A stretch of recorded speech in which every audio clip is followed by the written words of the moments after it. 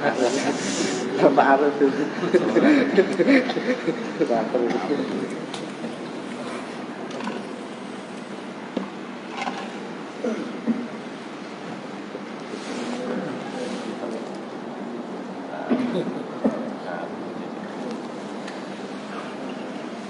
Assalamualaikum warahmatullahi wabarakatuh. Innal hamdalillah nahmaduhu wa nasta'inuhu wa nastaghfiruhu wa nastahdihi wa natubu ilaihi wa na'udzu billahi min syururi anfusina wa min sayyiati a'malina may yahdihillahu fala mudilla lahu wa may yudlil fala hadiyalah wa asyhadu an la ilaha illallah wahdahu la syarikalah wa asyhadu anna Muhammadan abduhu wa rasuluh ya ayyuhalladzina amanu taqullaha haqqa tuqatih wa la tamutunna illa wa antum muslimun ya ayyuhan nasu taqu rabbakumul ladzi khalaqakum min nafsin wahidah wa khalaqa minha zawjaha wa batha minhuma rijalan katsiran wa nisaa wattaqullaha alladzi tasaaluna bihi wal arham innallaha kana 'alaikum raqiba ya ayyuhalladzina amanu taqullaha wa qulu qawlan sadida yuslih lakum a'malakum wa yaghfir lakum dhunubakum wa may yuti'illaha wa rasulahu faqad faza fawzan 'azima. Amma ba'du fa inna astaqal hadithi kitabullah wa khairal hadyi hadyu Muhammadin sallallahu alaihi wasallam wa syarrul umuri muhdatsatuha wa kullu muhdatsatin bid'ah wa kullu bid'atin dhalalah wa kullu dhalalatin finnar. Ikhwani fiddin arsyadakumullah.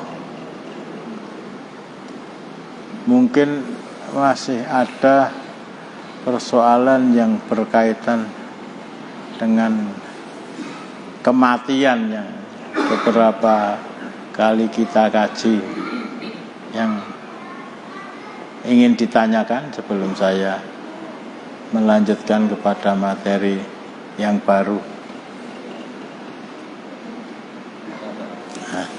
Berkaitan dengan program sebuah daerah untuk pembersihan makam di wilayah kota Surakarta, kan makam-makam itu harus pindahkan buat tempat aman kota.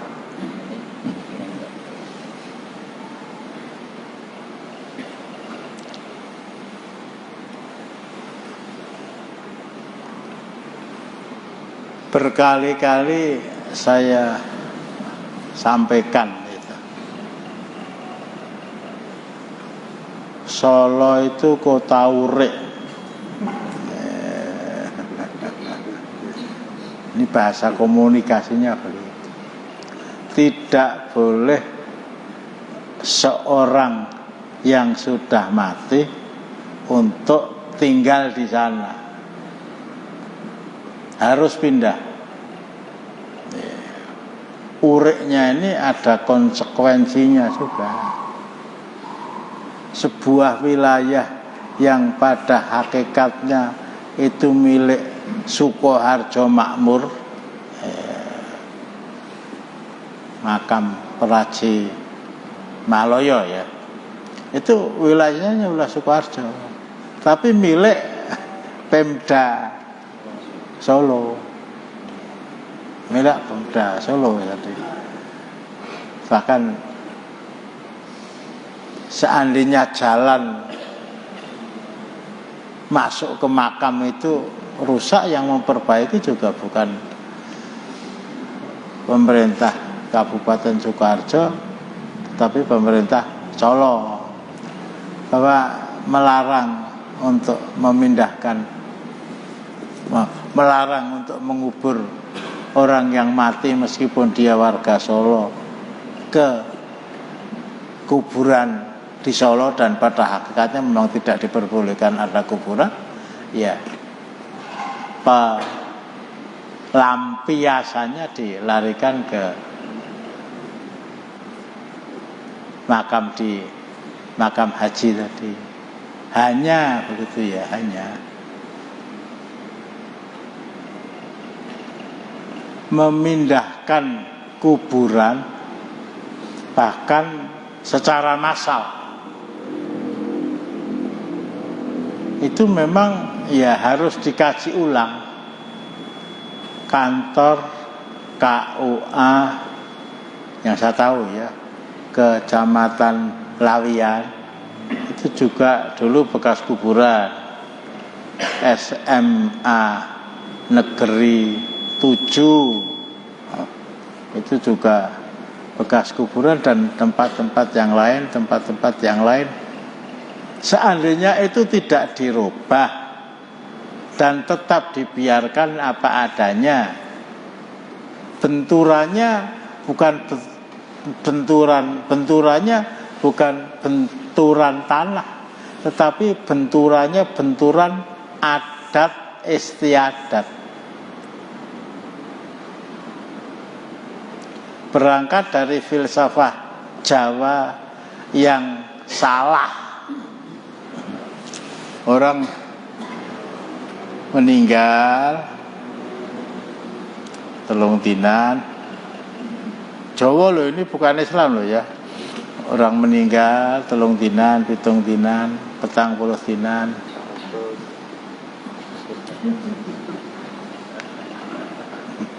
Aku masih ngerti rasa mbok kandhani. Nyatus mendak 1, mendak 2, kemudian nyawu. Setelah nyawu itu dikijing.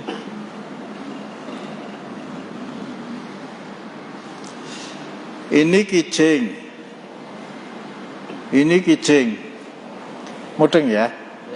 Di sebelah, di bagian selatan dan bagian utara itu ada semacam bangunan yang tingginya 20 cm dari kijing tadi. Namanya apa?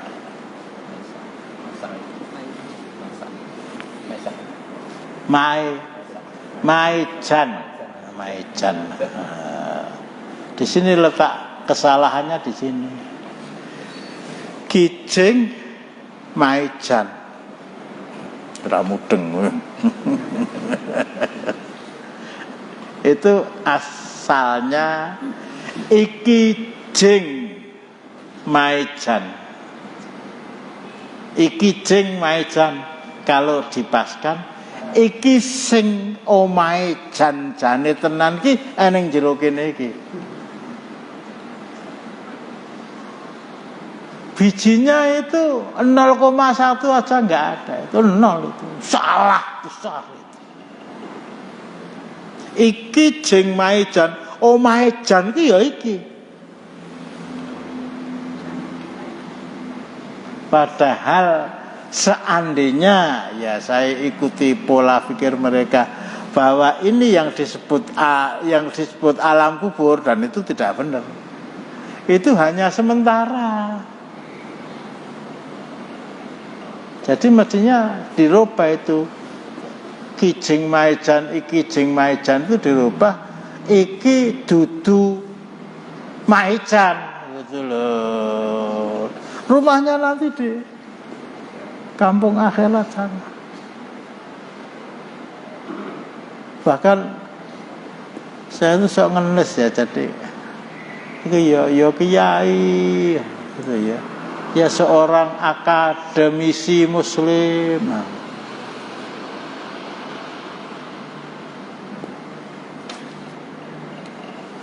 Mudah-mudahan itu kata-kata yang diucapkan kepada orang yang meninggal setelah dikubur selesai, kemudian ada sambutan.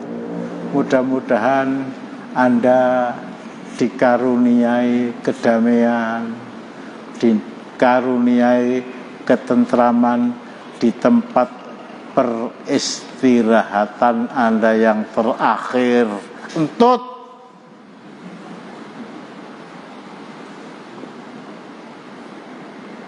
Itu bukan peristirahatan terakhir.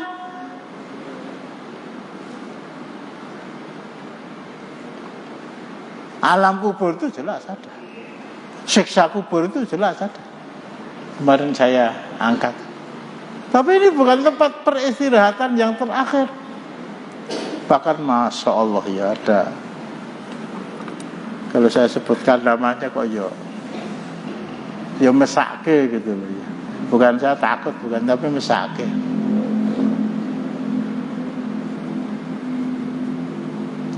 Kami persembahkan ketika menyambut itu begitu. Jenazah almarhum saudara anu ke pangkuan Ibu Pertiwi. Oh, jadi sebelum dimasukkan itu Ibu Pertiwi sudah gini ya. Monggo sing ngene iki sing nampani jenazah saka dhuwur nyang iso. Ini tolong kita sesuatu yang kelihatannya sepele tetapi tidak Islami blas. Mudah-mudahan kubur Anda dilapangkan oleh Allah. Mudah-mudahan Anda mendapatkan tempat yang layak sesuai dengan tempat yang diberikan Allah kepada para nabi, para rasul, para sahabat, para siddiqin, para sholihin. Wa hasuna ulaika rafiqa, kan begitu. Surat An-Nisa ayat 69. Alhamdulillah.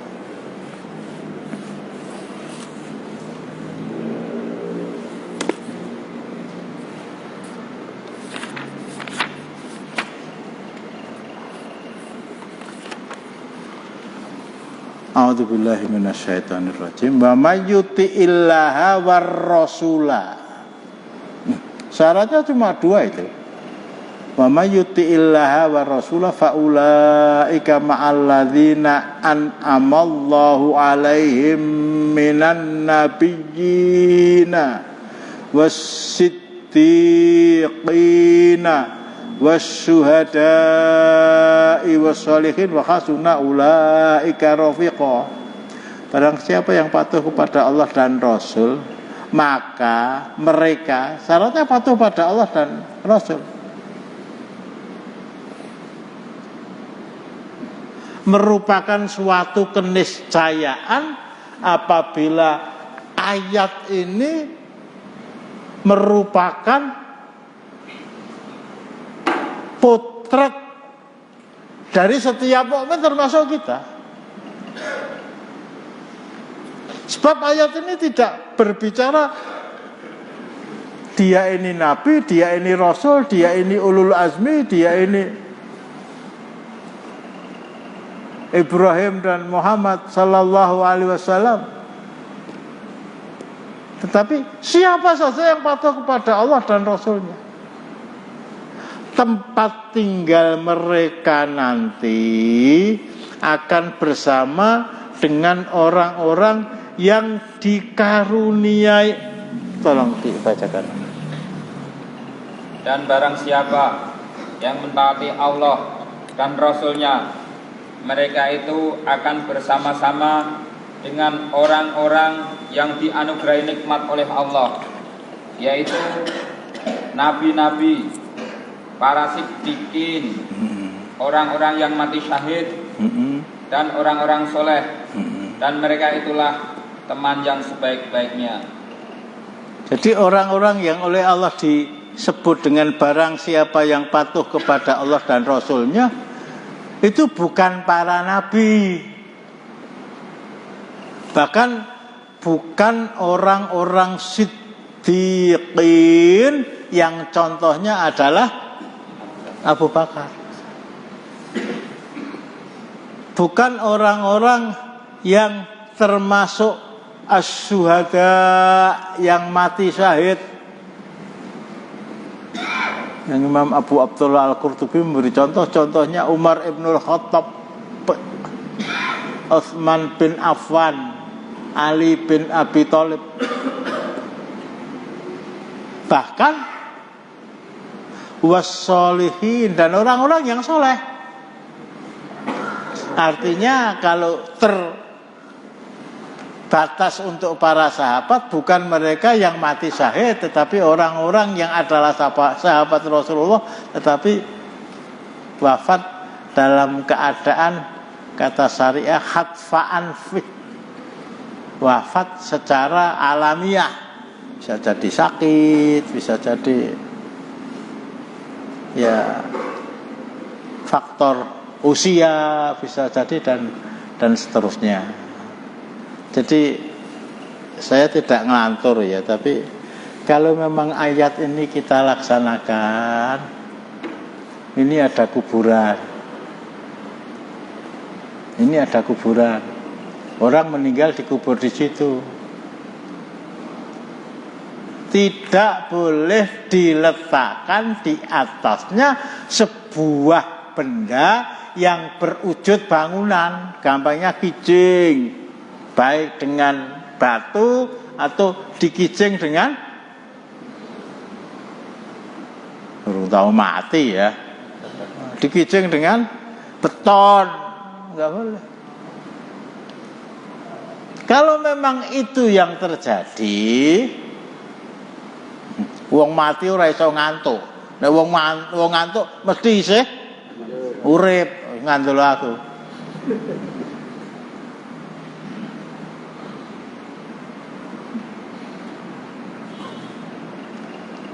Malah lali aku tuh.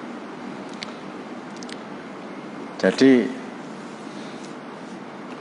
orang yang meninggal sesuai dengan syariat Islam, Baqiatul Gharqad itu tempat mengubur sahabat-sahabat Rasulullah. Sahabat-sahabat Rasulullah yang letaknya kira-kira 300 meter dari sisi Masjid Nabawi. Jadi kalau diukur dengan tahun, sejak tahun 1 Hijriah sampai 1440, betul? Itu sampai sekarang masih jadi kuburan. Lah, jembare karo lapangan mana yang dipakai untuk muktamar itu mana lebih luas? Masya Allah, luasnya kuburan Baqiatul Gharqad itu ya seluas umumnya kuburan-kuburan yang ada di tengah-tengah masyarakat kita lah. Artinya apa? Nggak boleh ada bangunan di atasnya. Para pengelola kubur itu sangat paham.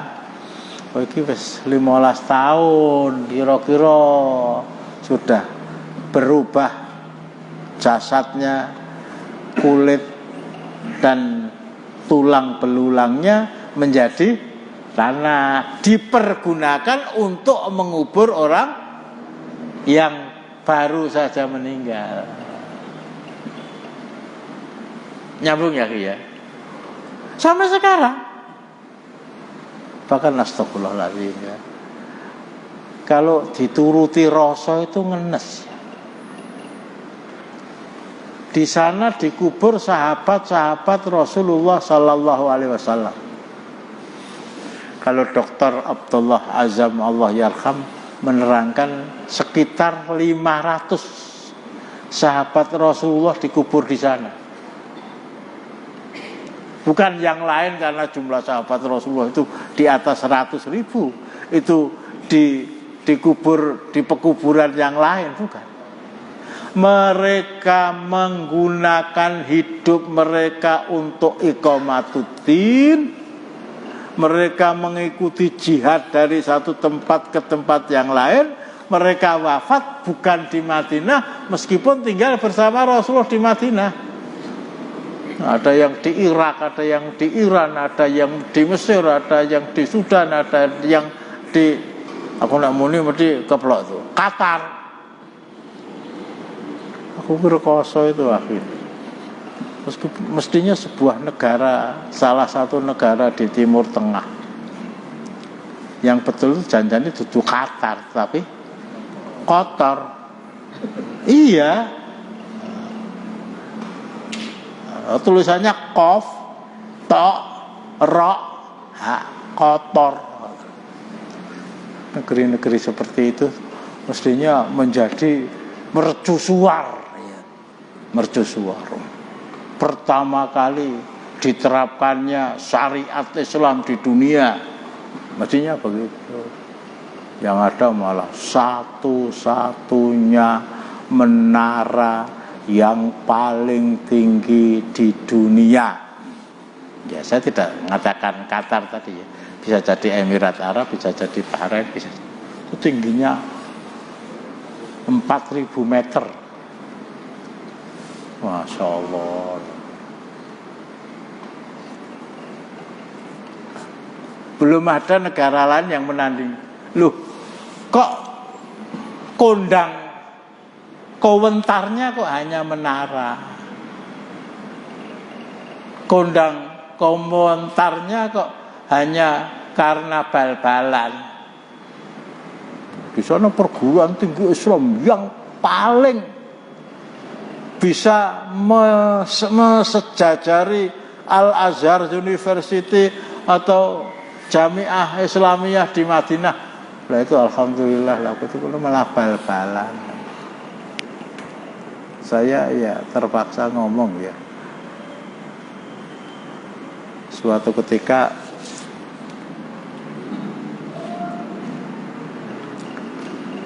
saya mendapat kesempatan untuk digratisi haji plus. Nah, akhirnya dari Bandara King Abdul Aziz kemudian ke, saya gak lupa ya, Abu Dhabi apa Qatar apa Emirat apa Bahrain. Itu negara-negara itu semuanya punya hubungan diplomatik dengan Israel. Punya hubungan diplomatik dengan Israel. Kita harus bermalam semalam di, kalau dulu waktu kecil saya itu ada semalam di nanti, semalam di Cianjur. Nginap, kita masuk ke hotel, ada resepsionis itu seorang wanita negro gemuk, pakaiannya itu bledes. Bukan negronya, bukan. Negro pakai jilbab, namanya negara Timur Tengah, bahasa resmi penduduknya itu bahasa. Wah ya Allah, pertandingan bal-balan kok ya neng kono. Itu stadion tuh sing nonton ojo ngacung ya. Itu tulisannya tulisan Arab kok, itu mesti wong Arab kok. Jadi sekali lagi, kalau memang sistem penguburan itu diterapkan seperti diterapkannya sistem penguburan di Baqiatul Gharqad, bahkan di Ma'la, Khadijah binti Khuwailid radhiyallahu anha itu dikubur di sana. Sampai sekarang masih menjadi kuburan. Loh, kuburannya gak pirang hektar, ya biasa. Bahkan tadi saya katakan, saya rada gelo itu ya. Saya tanyakan sama yang nunggu, bukan yang nunggu, yang ngurusi kuburan. Kuburannya Utsman bin Affan sing pundi Pak? Kalau saya bahasakan Jawa begitu. Dia tersenyum ya sama saya. Semuanya kuburan orang Islam kita doakan. Assalamualaikum ya ahlat diyar minal mu'minin wal muslimin, inna insyaallah bikum laqiquna, nas'alullah lana walakumul afiyah. Kalau itu kita laksanakan, padahal di sana Utsman. Tadi saya katakan ya, sahabat Rasulullah itu sekitar 114 sampai 124 ribu orang. Yang dikubur di Baqi itu tadi 500 orang. Yang lain loh dikubur di tempat di mana mereka wafat, yang umumnya wafat dalam keadaan terbunuh oleh musuh atau mati sementara dia dalam suasana iqamatuddin melaksanakan jihad. Tapi yang 500 tadi, Ibu Aisyah dikubur di sana, Hafsah dikubur di sana, Ummu Salamah dikubur di sana, Ummu Habibah dikubur di sana, Zainab binti Jahsh dikubur di sana, Zainab binti Huzaimah dikubur di sana, Juwairiyah dikubur di sana, Sofiyah binti Huyai bin Akhtab dikubur di sana. Yang tidak itu hanya Maimunah binti Al-Harith dan Khadijah. Tapi nggak ada itu. Ini kuburan manusia yang paling dicintai oleh Rasulullah, namanya Aisyah, nggak ada. Ini kuburan istri Rasulullah binti Umar, namanya Hafsah, nggak ada. Kalau di Solo diterapkan seperti itu, wis lupa cinatur kan? Ini masalahnya ya salah kaprah. Sejak awalnya sudah keliru untuk memvonis keliru. Wis awit mestinya itu naik bis atau Pak sopir itu nyupiri bis dari Solo ke Jakarta. Ini jenenge sopir bingung lah gitu. Tidak dari Solo ke Jakarta, tetapi dari Solo ke Surabaya. Lewat Palur ya kleru, lewat mana lagi itu? Bar Palur. Ora ngerti? Pak Keramat ya kleru dan seterusnya. Jadi ya sudah digongi bahwa para ulama Solo, apalagi yang tergabung dalam majelis ulama itu berprinsip silent is gold, asumtu hikmatun, diam itu hikmah, diam itu mas, wis ora usah omong, ndak ora dirungokke malah dipecat. Kira-kira begitu. Yang lain mungkin.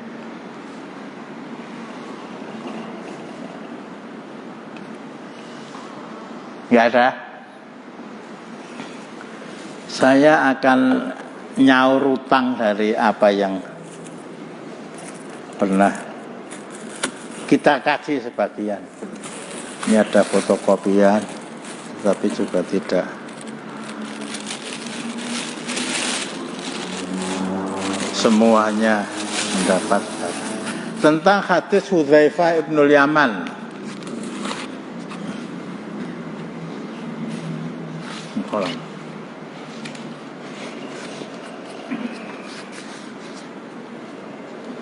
Wah, tak ngadeg nak ana ra gelem. Walah yo disebar ya.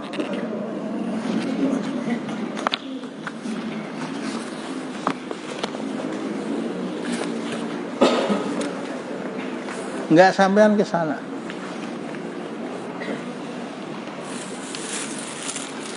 Dan ini saya perkirakan tidak tidak selesai kita baca malam hari ini, sehingga mungkin yang belum mendapat bagian bisa minjam temannya untuk difotokopi dan kita baca secara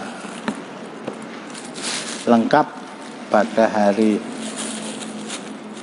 Senin yang akan datang. Ya, saya ingatkan ini hari Senin itu tanggal 12 Senin 11 ya. Selasa 12, Rabu, Kamis, Jumat 13, 14, 15. Saya ingatkan sunnah Rasulullah Sallallahu Alaihi Wasallam yang diperintahkan kepada Abu Dzar Al-Ghifari untuk tidak ditinggalkan. 3 hal yang diperintahkan oleh Rasulullah kepada Abu Dzar untuk tidak ditinggalkan. Yang satu, sholat duha. Yang kedua, sholat witir kalau badannya terlalu payah sebelum tidur, khawatir kalau tidak terbangun. Dan yang ketiga, siam 3 hari, tanggal 13, 14, 15, siam pet, siam putih.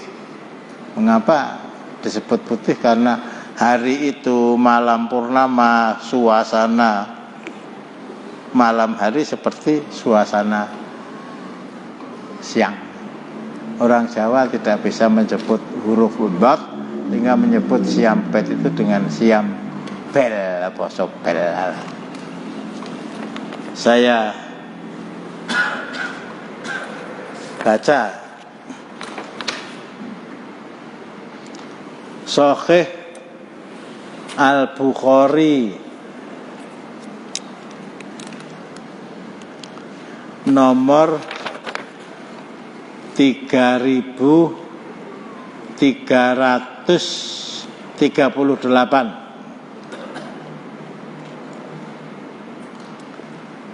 Haddatsana Yahya bin Musa,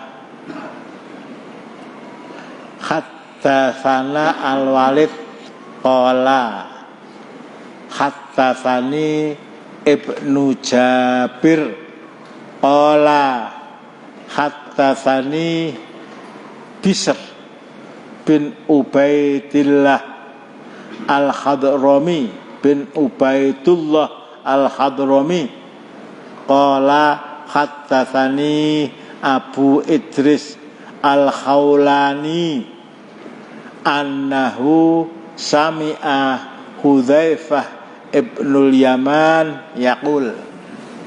Ini para periwayatnya, dan satu persatu dari perawi ini diseleksi betul oleh Imam Al-Bukhari sebelum dia mau menerima hadisnya. Ini waktunya nanggung, jadi kalau saya baca nanti mandek di tengah, nah saya jelaskan tentang haddatsana tadi. Ada orang mengatakan Rasulullah bersabda demikian kepada Imam Bukhari.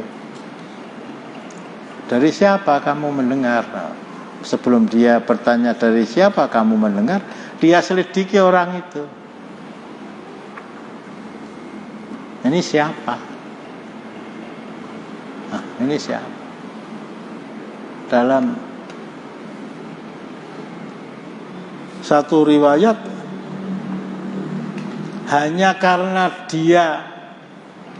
beliau Imam Al-Bukhari ketika masuk ke dalam halaman rumahnya melihat yang bersangkutan itu melempar anjing dengan sesuatu sehingga anjingnya lari kaing-kaing. Wah, wis ra sida wae. Ora sida wae. Kalau kepada ya namanya anjing juga makhluk Allah kok disikapi seperti itu. Jangan-jangan dia juga mensikapi hadis Rasulullah seperti dia mensikapi anjing yang mengganggu kehidupan dia pada waktu itu, aktivitas dia pada waktu itu. Tanya dari mana nih hadis? Dari si A. Untuk menuju ke rumah si A yang meriwayatkan hadis itu bisa sampai perjalanan 1 pekan, bisa sampai perjalanan setengah bulan. Ditanyakan sampai di kota, kenal rumah orang ini? Kenal. Didatangi itu toko sedang ke pasar. Ya ke pasar ya, para nabi pun juga layak kuluna to'ama wa yamsuna fil aswaq. Para nabi juga ke pasar juga. Tapi ketika dia datang tanya kepada penduduk, para pedagang di pasar, yang namanya si ini mana itu? Itu loh yang sedang jegang di hi'an, jajan di Welatala. Apa ora di bojo? Kok jajan ning njaba ki ora di bojo lho. Ya kepada antum mudah-mudahan enggak ada ya. Sing sok isih seneng jajane ning njaba ki apa ya ora di bojo lho. Yo ndi bojo ning masakane bojone ora enak lah. Lah ora dipakake pitik. Itu hanya karena jajan di warung itu ora cita gelem menerima riwayat.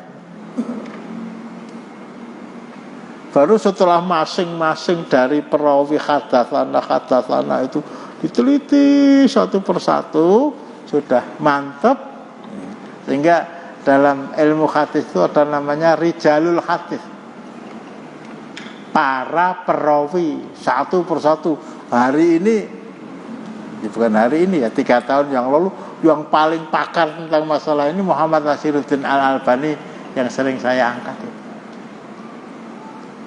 Sudah mantep, sebelum nulis beliau ambil air wudhu, sholat istikharah 2 rakaat.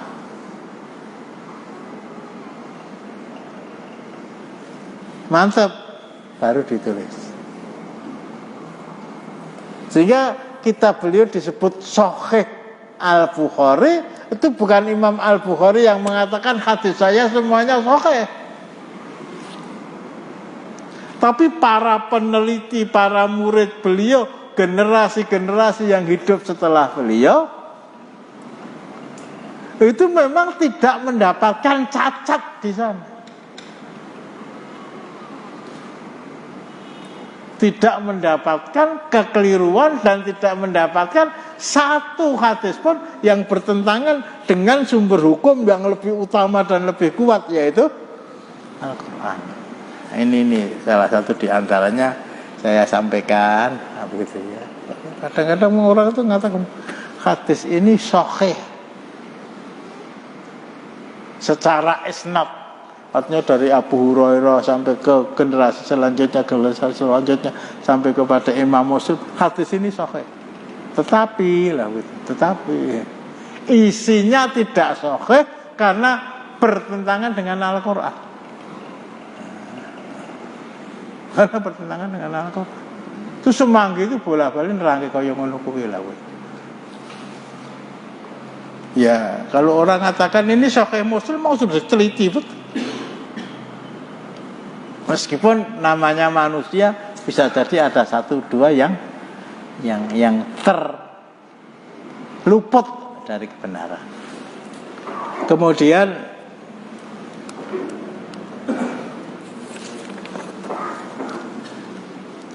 tentang Hudzaifah ibnul Yaman. Hudzaifah ibnul Yaman. Itu saya bacakan dulu ya. Karena ini orang nggo pulpen atau nganggo apa? Atau nanti saja kalau begitu nggo pulpen orang nggo nyileh nggon aku bayar. Hudzaifah ibnul Yaman. Ini salah seorang sahabat Rasulullah, bahkan satu-satunya sahabat Rasulullah yang dulu pernah saya terangkan, satu-satunya sahabat Rasulullah yang oleh beliau, bahasa sekarang, diberi bocoran oleh beliau. Hudzaifah, saya kasih tahu lah. Dan apa yang disampaikan Rasulullah kepada Hudzaifah ibnul Yaman itu tidak disampaikan kepada Abu Bakar, kepada Umar, kepada Utsman, kepada Ali, kepada al-ashrah al-mubashsharuna bil jannah. Hudzaifah saya kasih tahu, si A itu munafik, B, C enggak, D itu munafik, E, F, G, H, I, Z, K, L, M, N itu munafik. Satu-satunya orang yang diberitahu oleh Rasulullah bahwa A, B, C, D ini munafik dan tidak munafik itu Hudzaifah ibnul Yaman. Sehingga Umar ibnul Khattab itu sampai munduk kepada Hudzaifah. Kelas Umar ibnul Khattab berada di atas kelas Hudzaifah. Hudzaifah itu enggak masuk al-ashrah al-mubashsharuna bil jannah, ya. Jadi saya ingatkan untuk kesekian kali, ojo kapusan karo omongane wong Syiah. Keyakinan yang terpatri di benak mereka ahlu sunnah wal jamaah, bahwa manusia yang paling mulia di dunia itu para nabi dan para rasul, yang jumlah mereka disebut di dalam Al-Quran, diterangkan di dalam Al-Quran 25. Setelah 25 ini, ada nabi, ada rasul, ada ulul azmi, ada Khalilullah, Nabi Ibrahim dan Muhammad sallallahu alaihi wasallam. Setelah 25 ini, secara generasi, itu generasi sahabat. Artinya bukan sahabat, orang-orang yang menduduki urutan ke 26 dan seterusnya itu bukan sahabat Nabi Nuh. Meskipun sahabat Nabi Nuh itu terkatung-katung di atas perahu selama 5 bulan, sejak dari Kufah di Irak sampai Bukit Judi, perbatasan antara Saudi dan Yordania. Tapi orang yang menduduki urutan 26 dan seterusnya bukan sahabat Nabi Nuh, bukan sahabat Nabi Ibrahim,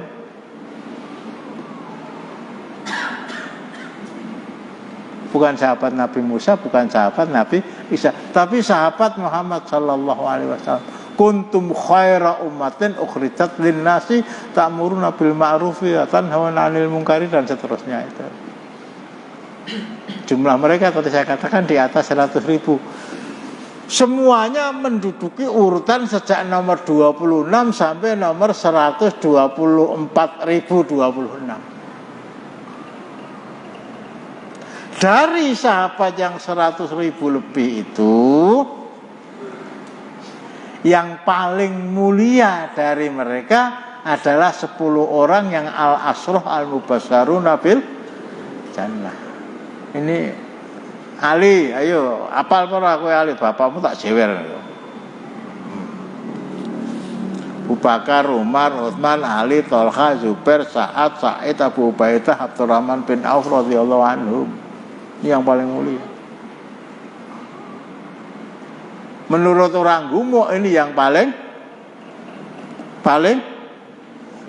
elit, kecuali Ali. Yang menduduki urutan kedua, ayo, enggak ya, Abu Bakar, Umar, Utsman, Ali sampai 10 itu yang generasi kedua, yang menduduki urutan kedua, Ashabu Badar. Ketiga, al-mubasyaruna bil jannati siwal asr, orang yang mendapatkan berita gembira bakal masuk jannah selain yang 10 itu. Ada Bilal, ada Fatimah, ada yang lain. Kemudian yang keempat, al-mubayyi'una tahtas syajarati, orang yang berbaiat kepada Rasulullah di bawah pohon samurah, disebut dengan kelanjutannya ada perjanjian Hudaibiyah. Hudaibiyah itu enggak masuk. Tetapi tidak berarti dia bukan orang yang mulia. Satu-satunya Rasulullah, satu-satunya orang yang diberi tadi bocoran tentang siapa-siapa yang munafik itu, ya hanya Hudzaifah. Sampai Umar itu munduk kepada Hudzaifah, mbok aku dikandani. Apa saya termasuk orang-orang yang namanya oleh Rasulullah disebut sebagai orang munafik tadi? Ketakutan betul Umar bin Khattab, ketakutan betul.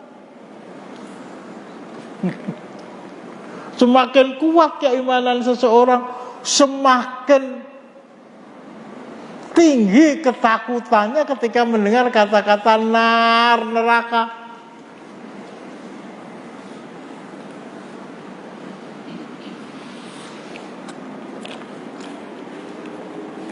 Dan semakin kata orang Jawa ngiyip kalau mendengar kata-kata jannah.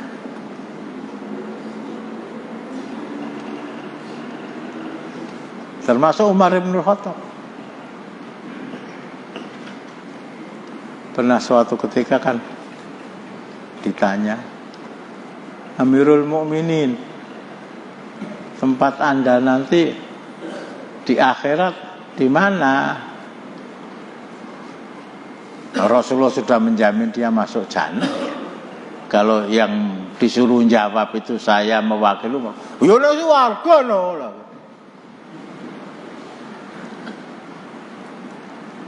Enggak.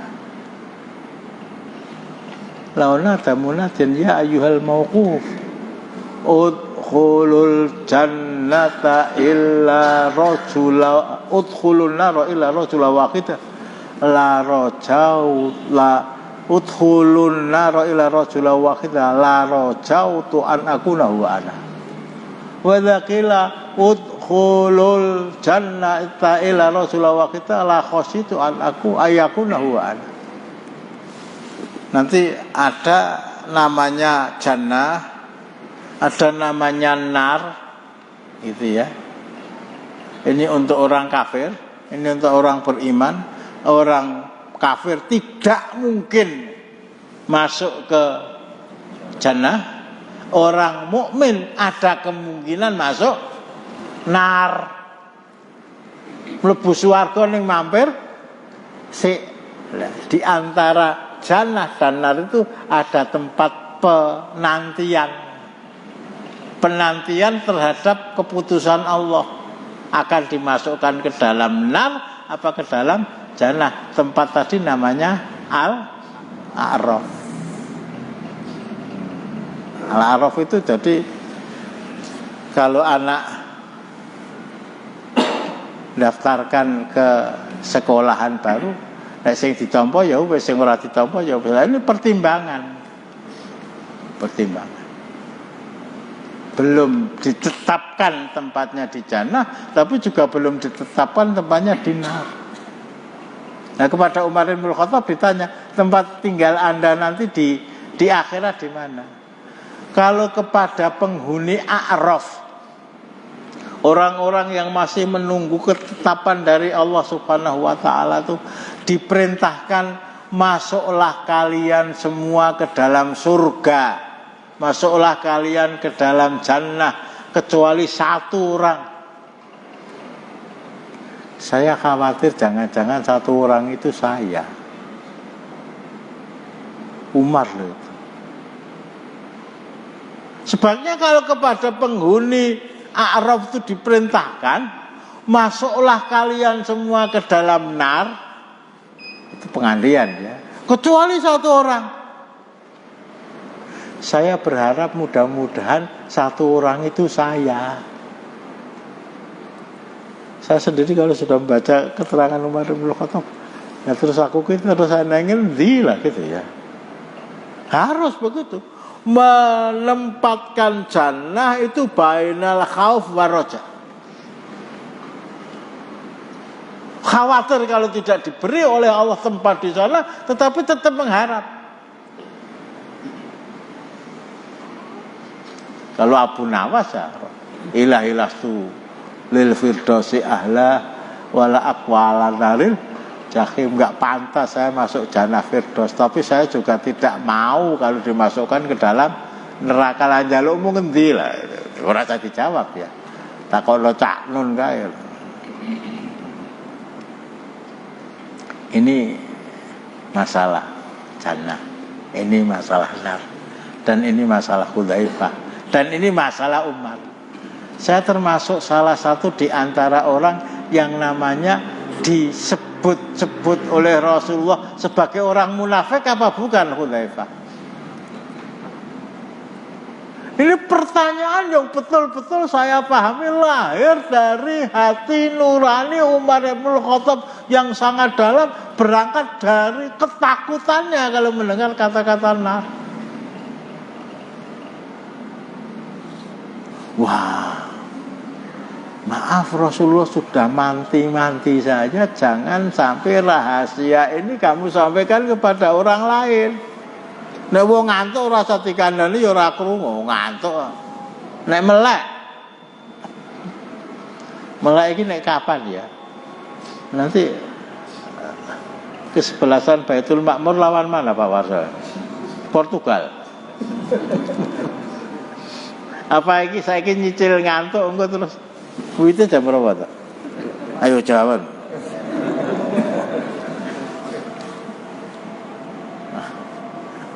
Kepengen masuk jannah kok ya nyelake nonton bal-balan. Iya. Oh, saya tuh hobi nonton bal. Hobi. Gue zaman dulu senengane bal-balan.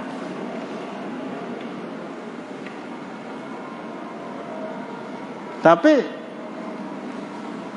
setelah saya baca fatwa dari Lajnah Daimah lil Buhuthil Ilmiyah wal Iftah Majelis Ulama Saudi Arabia, haram hukumnya nonton sepak bola yang pemainnya memamerkan sebagian dari pahanya karena bermain sepak bola pakai celana pendek. Saya pernah juga di setengahnya mau dikaur. Lah Saudi nggih pakai celana pendek apa celana panjang? Ayo nek jawab meni nonton deh.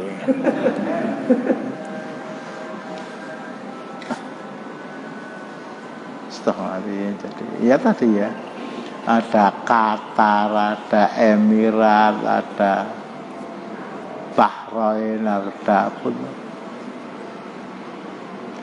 ada Jordania, ada Maroko, ada Mesir. Itu punya hubungan diplomatik dengan Israel.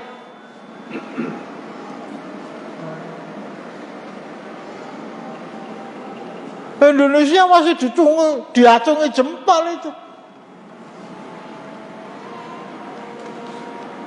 Dengan segala kelebihan dan kekurangannya, pokoknya jutaan nganti mati karo Israel. Negara-negara itu punya hubungan diplomatik dengan Israel, sehingga kalau punya menara tertinggi, sehingga kalau membuat stadion ber-AC terus karo AC ini Baitul Makmur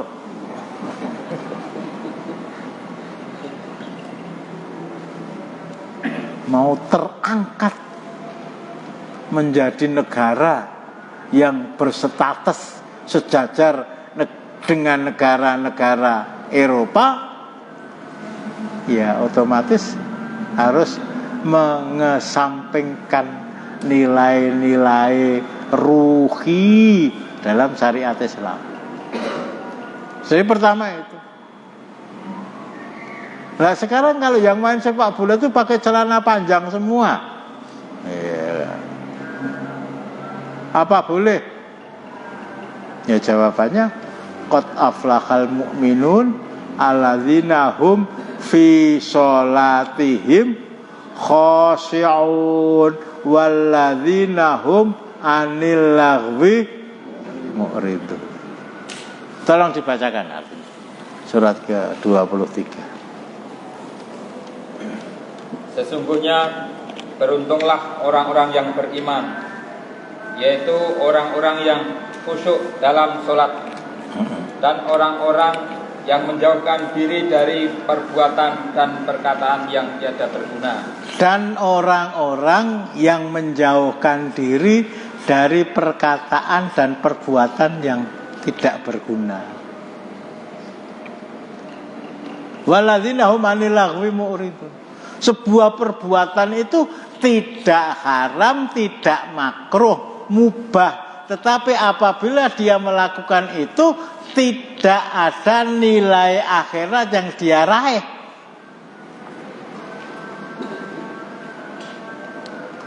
Meninggalkan perkataan dan perbuatan yang tidak berguna. Kalau saya sok nerangkan itu mancing. Mancing kok nggotos gede banget jerone isine TV, terus gudang garam, terus termos, kopi lah. Mulai itu watur kudune sak. Ini hobi kok. Ya. Tidak dilarang. Tapi coba kamu mancing tadi mbok gunake mbok nggo maca Quran untuk pirang juz.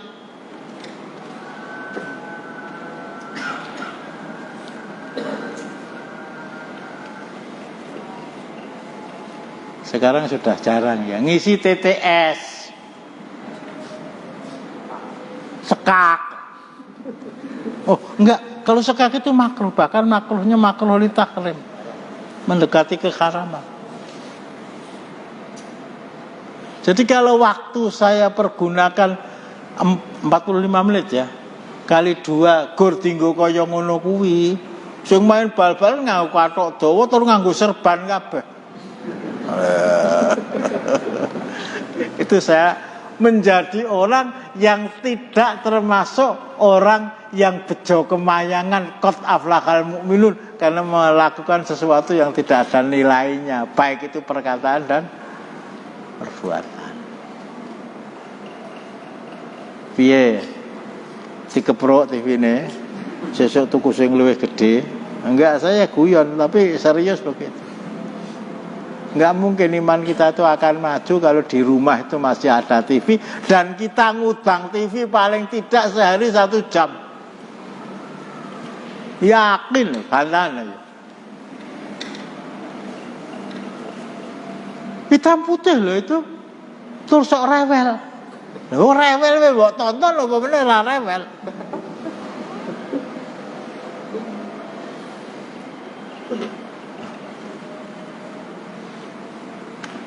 Jadi Umar bin Khattab, sekali lagi ya saya singkat. Saya takut Rasulullah manti kepada saya untuk tidak saya sampaikan kepada orang lain. Apa jawab Umar bin Khattab? Diplomasinya bukan diplomasi ya. Bahasa iman beliau memang lugas.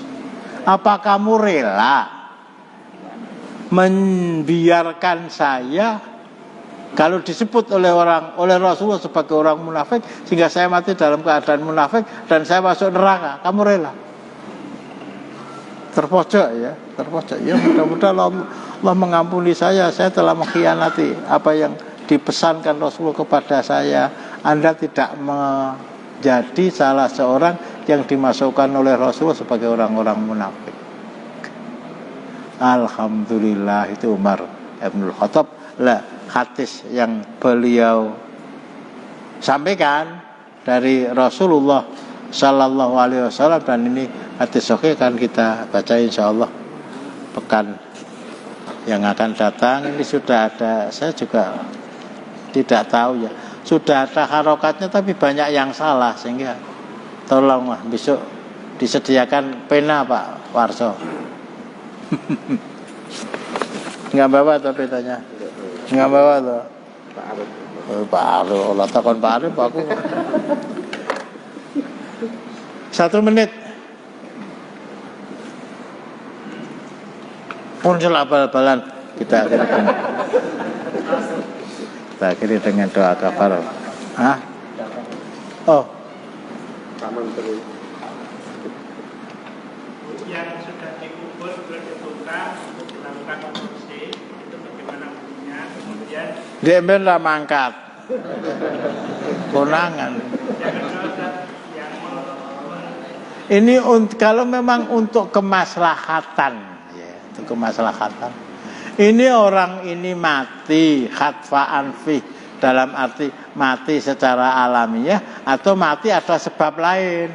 Bisa jadi diracun, bisa jadi dipukul, bisa jadi untuk menentukan itu tidak ada cara kecuali harus digali lagi kuburnya. Selama itu ada kaitannya dengan maslahah, silahkan. Tapi kalau cuma mau dipindah, kota kami kota orang hidup, wong mati pindah dhewe, ora iso kudu dipindah karo sing urip. Gitu. Kita akhiri dengan doa kafalah majelis. Assalamualaikum warahmatullahi wabarakatuh.